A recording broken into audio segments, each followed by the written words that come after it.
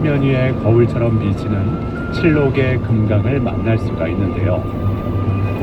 굳이 코스를 따라가지 않아도 좋습니다. 물 흐르듯 고불고불 이어지는 길 위에서 마음도 물처럼 유연해지고 금강의 물길을 따라 걷는 길이라면 어디든 마음이 가는 만큼 걷는 것만으로도 충분히 행복할 겁니다. 대전 MBC 금강보 캠페인은 전국 네트워크 노인 전문 요양원 플래티늄, 제2엑스포교를 이용하면 편리한 대전 신세계 아트앤사이언스와 함께합니다. 쑥이요? 바다 해송, 솔나무 쑥 생긴데 해송이 그냥 거의 한 6km, 한 10km가 또 사람으로 있어가지고 이나트의 숨경, 이나트의 감각, 이나트의 디자인. 이나트 가구의 고향은 자연입니다. 자연을 닮은 가구, 이나트와 함께라면 당신도 자연의 일부가 됩니다. 자연을 닮은 가구 이나트. 이나트. 대통령 결정은 청남자, 가구단지는 청남가구단지, 세일다운 세일, 역시 청남가구단지. 넓은 주차 공간으로 편리하게. 단풍 드라이브. 강남은 납품 단계까지 오를 전망이어서 주의하셔야겠습니다. 대기는 점점 더 건조해지고 있습니다. 지금 수도권과 충청 내륙, 경상남북도와 전남 등 전국 많은 지역에 건조주의보가 발효 중이고요. 봄바람이 강하게 부는 곳도 있어서 작은 불씨가 큰 불로 번질 위험이 매우 높은 상태니까요. 각별히 불조심하시기 바랍니다. 이번 주 대체로 맑고 건조한 날씨가 이어지겠고 기온은 점차 오름세를 보이면서 주 중반부터는 낮에 초여름 날씨가 나타나 점점 더워지겠고 일교차가 크게 벌어지겠습니다. 현재 서울의 기온은 20.1도, 습도는 25%입니다. 송소진입니다.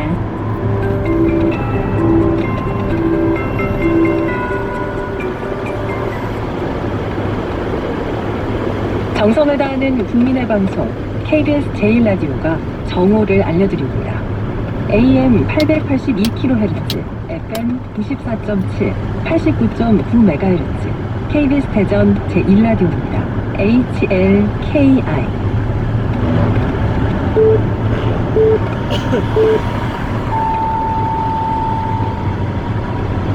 KBS 제1라디오 정오 종합뉴스입니다.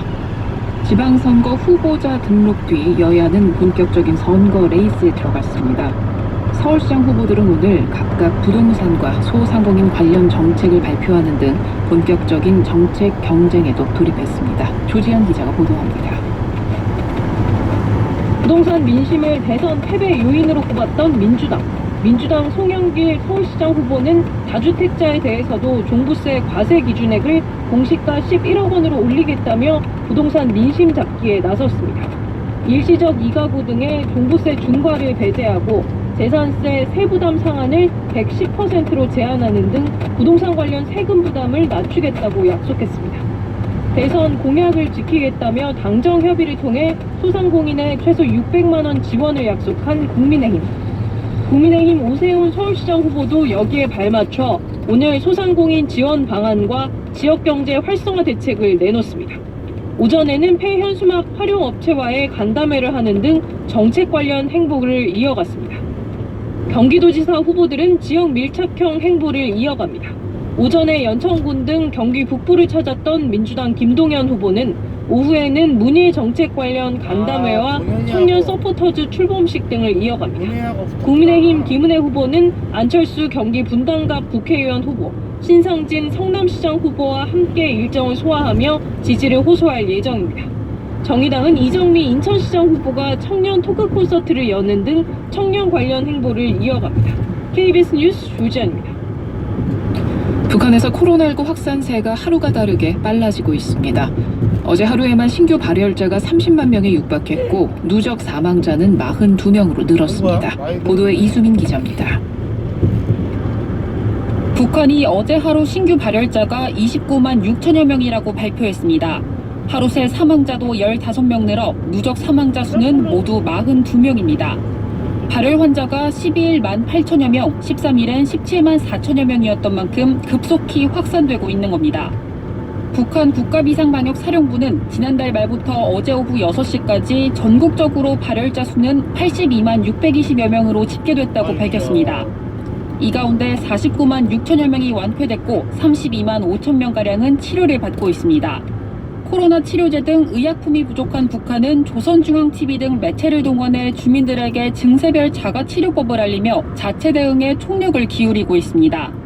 기침이 나면 꿀을 한 숟가락 먹으라고 했는데 다만 12개월 미만의 아기에게는 꿀을 삼가야 한다고 안내했습니다.